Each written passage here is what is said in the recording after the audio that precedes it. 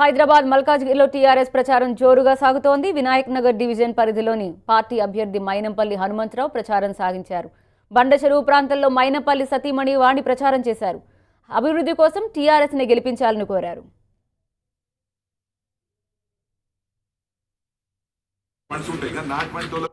రోజుల నుంచి పాదయాత్రలు చేస్తున్నాను. ఎక్కడ పోయినా కూడా బ్రహ్మాండమైన రెస్పాన్స్ ఉన్నది. ఇప్పుడు నేను ఇక్కడ 37కి డివిజన్కి రావడం జరిగింది. ఇక్కడ ప్రతి ఒక్కరు కూడా ఎంత మంచిగా రిసీవ్ చేసుకుంటున్నారు అంటే, అంత మొన్ననే అన్నతో మీటింగ్ అయింది, మాకు అన్ని పనులు అయినాయి, మేము తప్పకుండా మా కాలనీ మొత్తం మీకే సపోర్ట్ చేస్తుంది అని చెప్పడం జరిగింది. అవన్నీ వింటుంటే మా విజయం అనేది తథ్యం అనేది తెలుస్తున్నది. కానీ మెజారిటీ కోసం ఒక్కదాని కోసమే మేమందరము శ్రమ పడుతున్నాము. ఇక ఇంకొకటి ఏంటంటే, మేము 24/7 ఎప్పుడు ప్రజలకు అందుబాటులో ఉంటామని కూడా నేను పత్రికా ముఖంగా తెలియజేసుకున్నాను.